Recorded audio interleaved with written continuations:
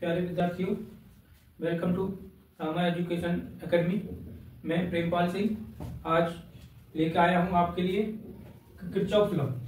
Kirchhoff law क्या होते हैं और कब यूज होता है और कैसे यूज होता है, इस लेक्चर में आपको ये बताया जाएगा। पहले स्टार्टिंग में हम सिंपल प्रॉब्लम लेंगे, फिर बाद में कठिन प्रॉब्लम लेंगे। तो चलो चलते हैं, आओ पहले बताएंगे किरचॉफ लॉ होते क्या है, कब इसे यूज करते हैं। जब आपने पढ़ा होगा ओम्स लॉ पढ़ा होगा। ओम्स लॉ क्या होता है?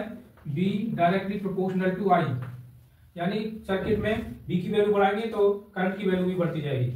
और जब इसको प्रोपोर्शनलिटी हटा देंगे तो B equal to R I, B equal to R I, जहाँ आर क्या है? रेजिस्टेंस विरोध। अच्छा, जब सर्किट आपका सिंपल है, इजी है, ज्यादा वोल्टेज सोर्स नहीं है, ज्यादा नेटवर्क ब्रांच नहीं है, तो आपकी प्रॉब्लम ओम्स लॉ से शुरू हो जाती है। लेकिन जब सर्किट कॉम्प्लिकेट है, बहुत सारे वोल्टेज सोर्स हैं, बहुत सारे करंट सोर्स हैं, बहुत सारी ब्रांच हैं, तो उस कंडीशन में ओम्स लॉ काम नहीं कर पाता है। तो उसी को लेते हुए किरचॉफ लॉ आया है। किरचॉफ लॉ के दो रूल हैं। पहला रूल है जंक्शन लॉ और करंट लॉ।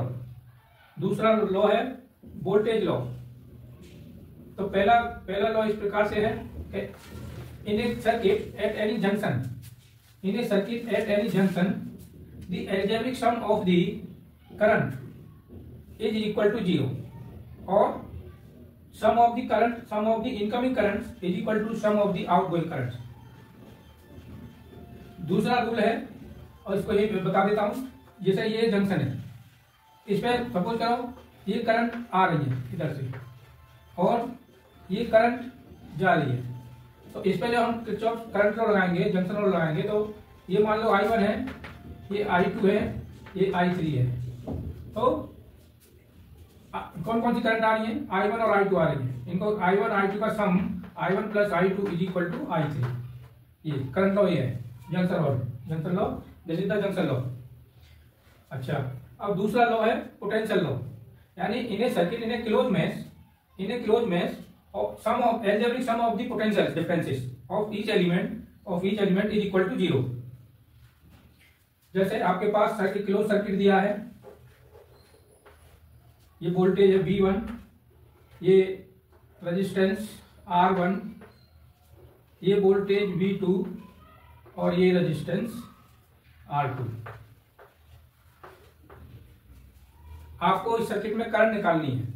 तो मान लो वो करंट ये आई, सीरीज सर्किट है, करंट सेम होगा हर जगह। मान लो आई है, तो इसमें क्लोज सर्किट है, इसमें पोटेंशियल रूल लगा दो, यानी ऐसे इसमें क्लॉकवाइज घूमे इसमें मैश में, तो क्या होगा?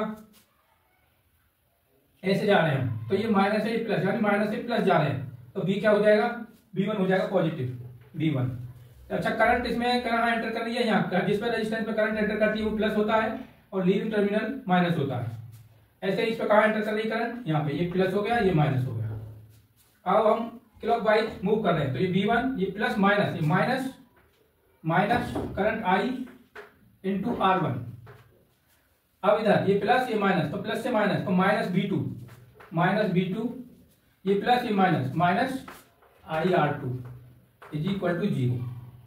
ये पोटेंशियल लॉ है क्लोज सर्किट में। अब ये दो लॉ है।